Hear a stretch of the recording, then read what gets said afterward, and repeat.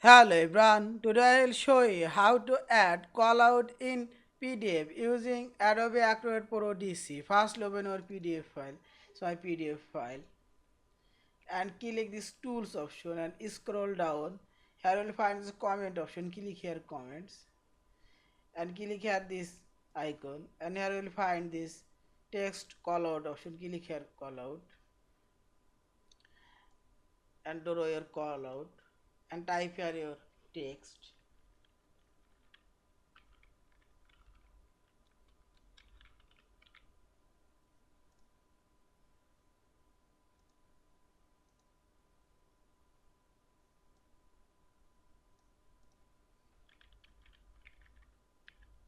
Also you can change here your callout color, callout text font style, font size, also underline and cross. I change font size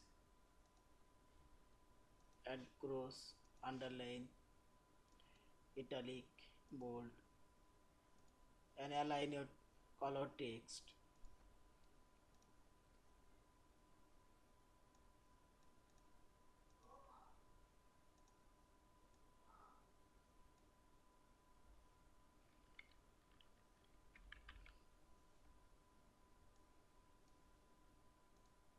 Font size,